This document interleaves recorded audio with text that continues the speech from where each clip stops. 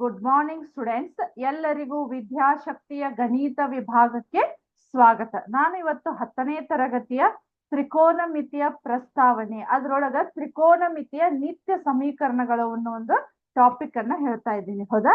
ಹಾಗಾದ್ರೆ ಯಾವ್ದು ಹೇಳ್ರಿ? ತ್ರಿಕೋನಮಿತಿಯ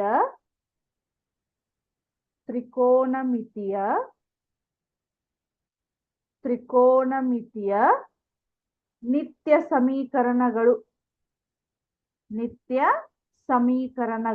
ಅಥವಾ ಐಡೆಂಟಿಟೀಸ್ ಅಂತ ಕರಿತೇವೆ ನಾವು. ಹೌದಾ? ತ್ರಿಕೋನಮಿತಿಯ ನಿತ್ಯ ಸಮೀಕರಣಗಳು. ಸೊ ನಮಗೆ ನಿತ್ಯ ಸಮೀಕರಣಗಳನ್ನ ನೀವು 9ನೇ ತರಗತಿ ಒಳಗಿದ್ದಾಗ ಕಲ್ತೀರಿ. ಆ ನಿತ್ಯ ಸಮೀಕರಣಗಳಂದ್ರೆ ಸ್ವಲ್ಪ ನಾವು 9ನೇ ತರಗತಿ ಒಳಗ ಕಲ್ತಿಲ್ಲ ಅದನ್ನ.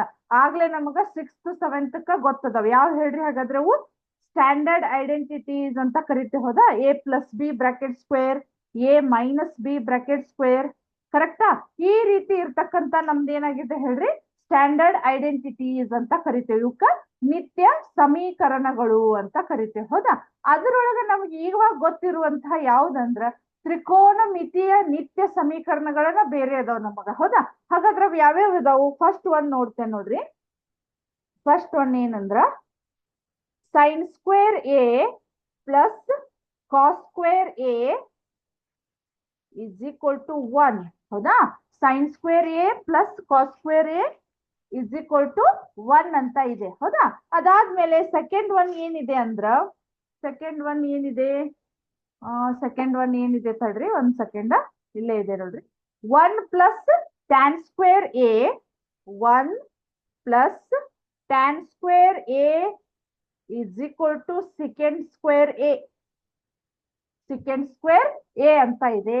ಆಮೇಲೆ ಥರ್ಡ್ ಒನ್ ಏನಿದೆ ಅಂದ್ರ cot square a plus 1 is equal to cosec square a ಅಂತ ಇದಾವ್. ಸೊ ಇವು ನಮ್ದು ಏನಾಗತ್ತಂದ್ರ ತ್ರಿಕೋನಮಿತಿಯ ಅಥವಾ ಟ್ರಿಗ್ನೋಮೆಟ್ರಿಯ ಸ್ಟ್ಯಾಂಡರ್ಡ್ ಐಡೆಂಟಿಟೀಸ್ ಅಂತ ಇದಾವ್. ಹೌದಾ? ಅಂದ್ರ ನಿಮಗ ಇವು ಯಾವಾಗ ನಿಮಗ್ ಹೆಲ್ಪ್ ಆಗ್ತಾವಂದ್ರ ಒಂದ್ ಸೆಕೆಂಡ್. ಇವು ನಿಮಗ್ ಯಾವಾಗ ಹೆಲ್ಪ್ ಆಗ್ತಾವಂದ್ರ sin square a plus cos square a ಅಂದ್ರ ನೀವು ಒಂದಿಷ್ಟು ಪ್ರಾಬ್ಲಮ್ಸ್ ಗಳನ್ನ ಬಿಡಿಸ್ಬೇಕಾದ್ರ. ಹೌದಾ? ಸೊ ಪ್ರಾಬ್ಲಮ್ಸ್ ಗಳನ್ನ ಬಿಡಿಸ್ಬೇಕಾದ್ರ ಈಗ ಫಾರ್ ಎಕ್ಸಾಂಪಲ್ ಅಲ್ಲೆಲ್ಲ sin square a plus cos square a ಇತ್ತಪ್ಪ ಅಂದ್ರ ನೀವ್ ಅಲ್ಲಿ ಏನ್ ಹಾಕ್ಬೋದು ಹೇಳ್ರಿ? 1 ಅಂತ ವ್ಯಾಲ್ಯೂವನ್ನ ಹಾಕ್ಬೋದು. ಅಥವಾ 1 ಪ್ಲಸ್ tan ಸ್ಕ್ವೇರ್ a ಇದ್ದಲ್ಲೇ ನೀವೇನ್ ಹಾಕ್ಬೋದು? ಸೀಕೆಂಡ್ ಸ್ಕ್ವೇರ್ ಅನ್ನ ಹಾಕ್ಬೋದು. ಅಥವಾ cot ಸ್ಕ್ವೇರ್ a ಪ್ಲಸ್ 1 ಇದ್ದಲ್ಲೇ ನಾವ್ ಏನ್ ಹಾಕ್ಬೋದು ಹೇಳ್ರಿ? cosec ಸ್ಕ್ವೇರ್ a ಅಂತ ಹಾಕ್ಬೋದು.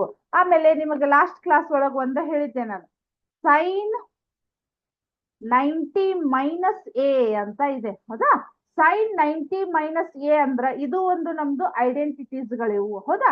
ಹಾಗಾದ್ರೆ ಒಂದ್ ಸೆಕೆಂಡ್ ಇದನ್ನ ಸ್ವಲ್ಪ ರಬ್ ಮಾಡ್ತೇನೆ ನಾನು. ಇಲ್ಲೇ ಫಸ್ಟ್ ಒನ್ ಯಾವ್ದು ಬರ್ತೈತಂದ್ರ sin 90 ಮೈನಸ್ a ಅಂತ ಇದೆ. ಹೌದಾ? sin 90 ಮೈನಸ್ a ಅಂದ್ರ ನಮಗ ಅವಾಗ cos a ಅಂತ ಬರ್ತೈತಿ. ಹೌದಾ? ಫಾರ್ ಎಕ್ಸಾಂಪಲ್ ನಾನು ಹೇಳೋದಂದ್ರ sin 90 ಮೈನಸ್ ಫಾರ್ ಎಕ್ಸಾಂಪಲ್ 25 ಅಂತ ತಿಳ್ಕೊರಿ. ಹೌದಾ? 90 ಮೈನಸ್ 25 ಅಂದ್ರ ನಾವ್ ಅವಾಗ ಏನ್ ಮಾಡ್ಬೋದು ಅಂದ್ರೆ ಇದನ್ನ cos 25 ಅಂತ ಬರಿಬೇಕು. ಹೌದಾ? ಅಂದ್ರ sin 90 minus a is equal to cos a ಆಯ್ತು. ಅಥವಾ sin 90 minus 25 is equal to cos 25 ಅಂತ ಆಗತ್ತ. ಹೌದಾ? ಇಲ್ಲಿ ನಮಗ್ ಉಲ್ಟಾ ಅಂದ್ರೆ ನಾವು ಈ ರೀತಿನೂ ಬರಿಬಹುದು.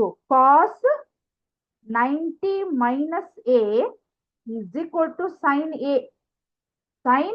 a. ಅಕಸ್ಮಾತ್ cos 90a ಮೈನಸ್ ಇದ್ದಾಗ ನಾವೇನ್ ಬರಿಬಹುದು? sin ಅನ್ನ ಬರಿಬೇಕು. ಹೌದಾ? ಅದರ ಜೊತೆಗೆ ನಮಗ tan ಇತ್ತಪ್ಪ ಅಂದ್ರ tan 90 ಮೈನಸ್ a ಇತ್ತಂದ್ರ ನಾನು ಏನ್ ಬರಿಬಹುದು ಹೇಳಿ? cot a ಅನ್ನ ಬರಿಬಹುದು. ಹೌದಾ? ಅಥವಾ cot 90 ಮೈನಸ್ a ಇತ್ತಂದ್ರ ನೀವು tan ಅಂತ ಬರಿಬಹುದು. ಅದಾದ್ಮೇಲೆ cosec 90 ಮೈನಸ್ a ಇತ್ತಂದ್ರ ನೀವು secant a ಅಂತ ಬರಿಬಹುದು. ಅಥವಾ secant 90 ಮೈನಸ್ a ಇತ್ತಂದ್ರ ಅದನ್ನ ನೀವು cosec 90 ಮೈನಸ್ a ಅಂತ ಬರಿಬಹುದು. ಇವು ಕೂಡ ನಮಗ್ ಒಂದಿಷ್ಟು ಸ್ಟ್ಯಾಂಡರ್ಡ್ ಐಡೆಂಟಿಟೀಸ್ಗಳು. ಯಾವ್ದಕ್ ಹೇಳ್ರಿ? ತ್ರಿಕೋನಮಿತಿಗೆ ಸ್ಟ್ಯಾಂಡರ್ಡ್ ಐಡೆಂಟಿಟೀಸ್. ಇವು ಆಯ್ತು. ಆಗಲೇ 3 ಬರ್ಸಿದಲ್ಲ ಅದು ಆಯ್ತು. ಯಾವ್ದು ಹೇಳ್ರಿ? sin square a plus cos square a is equal to 1. 1 plus tan square A is equal to secant square, cot square plus 1 is equal to cosec square A ಅಂತ. ಆ ಮೂರು ಮತ್ತೆ ಇವು ನಮಗ ಸ್ಟ್ಯಾಂಡರ್ಡ್ ಐಡೆಂಟಿಟೀಸ್ ಅಂತ ಕರಿತೇವೆ, ಹೌದಾ? ಸೊ ಇದ್ರೊಳಗೆ ನಿಮಗ ಅಲ್ಲಿ ಅದಕ್ಕೆ ಸಂಬಂಧಪಟ್ಟಂತ ಇಲ್ಲೊಂದು ಸಿಮ್ಯುಲೇಷನ್ ಇದೆ ನೋಡ್ರಿ. ಜಸ್ಟ್ ಅದು 90 ಮೈನಸ್ ಎ ಇದ್ದಿದ್ದಷ್ಟೇ ಇದೆ ನನಗ, ಹೌದಾ? ಇಲ್ಲಿ ಕಾಣಿಸ್ತಾ ಇದೆ ನಿಮಗ, ಇಲ್ಲಿ ನೋಡ್ರಿ sine 90 minus a cos 80 tan ಅಂತ ಇದೆ, ಹೌದಾ? ಸೊ ಇಲ್ಲಿ ನೋಡ್ರಿ ನನಗೇನಾಗತ್ತ, ಹೌದಾ? ಸೈನ್ 90 ಮೈನಸ್ ಎ ಅಂದ್ರೆ ಏನಾಯ್ತು, ಕಾಸ್ ಥೀಟಾ ಆಯ್ತು. ಕಾಸ್ 90 ಮೈನಸ್ ಎ ಅಂದ್ರೆ ಸೈನ್ ಥೀಟಾ ಆಯ್ತು. ಟ್ಯಾನ್ 90 ಮೈನಸ್ ಎ ಅಂದ್ರೆ ನಮಗಲ್ಲೇ 1 ಬೈ ಟ್ಯಾನ್ ಥೀಟಾ ಅಂತ ಕೊಟ್ಟರು. ಬಟ್ 1 ಬೈ ಟ್ಯಾನ್ ಥೀಟಾ ಅಂದ್ರೆ ಏನ್ ನಮಗ ಸಿಕೆಂಟ್ ಥೀಟಾ ಅಂತ ಆಗತ್ತ, ಹೌದಾ? ಅದ್ರ ಉಲ್ಟಾ ನಮಗ ಅವರು ಸ್ಟ್ಯಾಂಡರ್ಡ್ 3 ಇದ್ದಿದ್ದು ಅಷ್ಟೇ ಕೊಡ್ತಾರ ನಮಗ. ಇವೇನದಾವಲ್ಲ ನಿಮಗ ಔಟ್ ಆಫ್ ಸಿಲೆಬಸ್, ನಿಮಗ ಅಷ್ಟು ಗೊತ್ತಿಲ್ಲ. ನಿಮಗಿರೋದು ಇದೆ 90 ಮೈನಸ್ ಥೀಟಾ ಅನ್ನೋದು ಅಷ್ಟೇ ಗೊತ್ತಿದಾವು. ಇವಿಷ್ಟು ನಿಮಗ ಸ್ಟ್ಯಾಂಡರ್ಡ್ ಐಡೆಂಟಿಟೀಸ್ ಅಷ್ಟು ಇವದಾವ, ಹೌದಾ? ಆದ್ರೂ ನಿಮ್ಮ ಇನ್ಫಾರ್ಮೇಶನ್ಗೆ ನೋಡ್ರಿ 90 ಪ್ಲಸ್ ಥೀಟಾ ಅಂದ್ರ ಇಷ್ಟು ಬರ್ತೈತಿ, 180 ಮೈನಸ್ ಥೀಟಾ ಅಂದ್ರ ಈ ರೀತಿ ಬರ್ತೈತಿ, 180 ಪ್ಲಸ್ ಥೀಟಾ ಅಂದ್ರ ಇವು ಬರ್ತಾವು, ಹೌದಾ? 270 ಮೈನಸ್ ಥೀಟಾ ಅಂದ್ರ ಇಲ್ಲಿ ನೋಡ್ತಾ ಇದ್ದೀರಿ, ಹೌದಾ? ನೆಕ್ಸ್ಟ್ 270 ಪ್ಲಸ್ ಥೀಟಾ ಅಂದ್ರೆ ಇಷ್ಟು. ಆಮೇಲೆ 360 minus theta, next 360 plus theta, ಅದಾದ್ಮೇಲೆ ಮೈನಸ್ ಥೀಟಾ. ಈ ರೀತಿ ನಮಗ ಅವನ್ನ ನಾವು ಯಾವುದೇ ಅಂದ್ರ ಆ ಸ್ಟ್ಯಾಂಡರ್ಡ್ ಐಡೆಂಟಿಟೀಸ್ ಗಳು ನಮಗ ಪರ್ಫೆಕ್ಟ್ ಆಗಿ ಗೊತ್ತಿರ್ಬೇಕು. ಅಂದ್ರ ಮಾತ್ರ ನಾವು ಈ ಟ್ರಿಗ್ನಾಮೆಟ್ರಿಗ್ ರಿಲೇಟೆಡ್ ಇರ್ತಕ್ಕಂತ ಪ್ರಾಬ್ಲಮ್ಸ್ ಗಳನ್ನ ಈಸಿಲಿ ಸಾಲ್ವ್ ಮಾಡಬಹುದು. ಬಟ್ ಆ ಫಾರ್ಮುಲಾಗಳು ನಮಗ್ ಗೊತ್ತಿಲ್ಲಪ್ಪ ಅಂತಂದ್ರ ನಾವು ಈ ಟ್ರಿಗ್ನಾಮೆಟ್ರಿಯನ್ನ ಬಿಡಿಸ್ಲಿಕ್ಕೆ ಸಾಧ್ಯ ಇಲ್ಲ. ಅರ್ಥ ಆಯ್ತಾ? ಸೊ ಈಗ ನೆಕ್ಸ್ಟ್ ಹೋಗೋಣ. ಇಲ್ಲೊಂದು ಎಕ್ಸಾಂಪಲ್ ಅನ್ನ ತೋರಿಸ್ತೇನೆ ನಿಮಗ. ಇಲ್ಲೊಂದು ಎಕ್ಸಾಂಪಲ್ ತೋರಿಸ್ತೇನೆ ನೋಡ್ರಿ. ಇಲ್ಲೊಂದು ಎಕ್ಸಾಂಪಲ್ ಯಾವ ರೀತಿ ಇದೆ ಅಂದ್ರ, ಒಂದ್ ಸೆಕೆಂಡ್, ಇಲ್ಲೊಂದಿದೆ ನೋಡ್ರಿ. ಸೈನ್ ಸ್ಕ್ವೇರ್ 63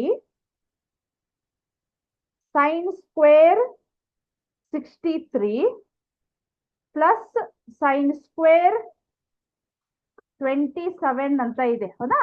ಸೈನ್ ಸ್ಕ್ವೇರ್ 27 ಅಂತ ಇದೆ.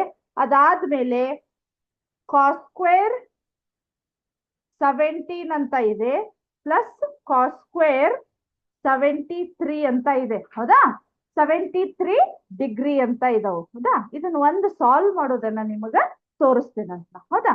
ಇಲ್ಲೇ ನೋಡ್ರಿ, ನಾನು ಸೈನ್ ಸ್ಕ್ವೇರ್ 63 ಅನ್ನ ಆಸ್ ಇಟ್ ಈಸ್ ಇಡ್ತೇನೆ, ಪ್ಲಸ್ ಇದನ್ನ ನಾನು ಏನಂತ ಬರಿಬಹುದು ಹೇಳ್ರಿ, ಸೈನ್ ಸ್ಕ್ವೇರ್ 90 ಮೈನಸ್ ಅಂತ ಬರಿಬಹುದು. 90 ಮೈನಸ್ ಈಗ 27 ಬರ್ಬೇಕಂದ್ರೆ ನನಗ 63 ಅನ್ನ ಮೈನಸ್ ಮಾಡ್ಬೇಕಾಗ್ತೈತಿ ನಾನು. ಅಂದ್ರೆ ಸ್ವಲ್ಪ ಇದಕ್ ರಿಲೇಟೆಡ್ ಇದ್ದನ್ನ ಅವರು ಕೊಟ್ಟಿರ್ತಾರು. 90 ಮೈನಸ್ 63 ಮಾಡ್ರಿ ನಿಮಗ 27 ಬರ್ತೈತಿ, ಕರೆಕ್ಟಾ? ಆಮೇಲೆ ಕಾಸ್ ಸ್ಕ್ವೇರ್ 17 ಇದೆ, ಕಾಸ್ ಸ್ಕ್ವೇರ್ 17 ಇದೆ. ಆಮೇಲೆ ಏನಾಯ್ತು ಹೇಳ್ರಿ, ಕಾಸ್ ಸ್ಕ್ವೇರ್ 90 ಮೈನಸ್ 73 ಅಂತ ಇದಲ್ಲ, 7 ಅಂತ ಮಾಡ್ರಿ ಇದನ್ನ, ಹೌದಾ? 90 ಮೈನಸ್ 17 ಅಂತ ಇದೆ, ಕರೆಕ್ಟಾ? ಸೊ ಇಲ್ಲಿ ಏನಾಗತ್ತ ನೋಡ್ರಿ, ನಮಗ sine square 63 plus sine 90 minus a ಅಂದ್ರೆ ಏನಿದೆ ನಮಗ, ಕಾಸ್ ಸ್ಕ್ವೇರ್ 63 ಇದೆ, ಹೌದಾ? ಸೈನ್ 90 ಮೈನಸ್ ಎ ಅಂದ್ರೆ ಕಾಸ್ ಎ ಅಂತ ಆಗತ್ತ. ಅದಾದ್ಮೇಲೆ cos square 17 plus cos square ಇಲ್ಲಿ ಏನಾಯ್ತು ನೋಡ್ರಿ, ಇದು ಸೈನ್ ಸ್ಕ್ವೇರ್ 17 ಅಂತ ಆಯ್ತು, ಸೈನ್ ಸ್ಕ್ವೇರ್ 17 ಅಂತ ಆಯ್ತು. ಸೊ ನಮಗ್ ಗೊತ್ತಿರ್ತಕ್ಕಂತ ಫಾರ್ಮುಲಾ ಏನಿದೆ ನೋಡ್ರಿ, sine square a plus cos square a ಅಂದ್ರೆ ಏನಿದೆ, 1 ಅಂತ ಆನ್ಸರ್ ಗೊತ್ತಿದೆ. ಆಮೇಲೆ cos square a plus sine square a ಅಂದ್ರ ಅದು ಕೂಡ ಆನ್ಸರ್ ಏನಾಯ್ತು ನಮಗ 1 ಆಯ್ತು. ಸೊ 1 ಕ್ಯಾನ್ಸಲ್ ಆಯ್ತು. ಟೋಟಲ್ ಆನ್ಸರ್ ಎಷ್ಟು ಬಂತು, 1 ಅಂತ ಬಂತು, ಕರೆಕ್ಟಾ? ಈ ರೀತಿ ನಾವು ಟ್ರಿಗ್ನಾಮೆಟ್ರಿಗೆ ರಿಲೇಟೆಡ್ ಇರ್ತಕ್ಕಂತಹ ಪ್ರಾಬ್ಲಮ್ಸ್ ಗಳನ್ನ ಅದರದ ನಿತ್ಯ ಸಮೀಕರಣಗಳನ್ನ ಉಪಯೋಗಿಸ್ಕೊಂಡ ನಾವ್ ಏನ್ ಮಾಡ್ಬೇಕು, ಬಳಸ್ಬೇಕು ಅಥವಾ ಅದನ್ನ ಸಾಲ್ವ್ ಮಾಡ್ಬೇಕು. ಅರ್ಥ ಆಯ್ತಾ? ಸೊ ಇಲ್ಲಿವರೆಗೆ ಹೇಳಿರ್ತಕ್ಕಂತ ಅಭ್ಯಾಸ ನಿಮಗ ನೀಟಾಗಿ ಅಂಡರ್ಸ್ಟ್ಯಾಂಡ್ ಆಯ್ತು ಅನ್ಕೊಂಡು ಇವತ್ತಿನ ಕ್ಲಾಸ್ ಅನ್ನ ಮುಗಿಸ್ತಾ ಇದ್ದೀನಿ. ನೆಕ್ಸ್ಟ್ ಕ್ಲಾಸ್ ಒಳಗ ಕಂಟಿನ್ಯೂ ಮಾಡೋಣ. Thank you.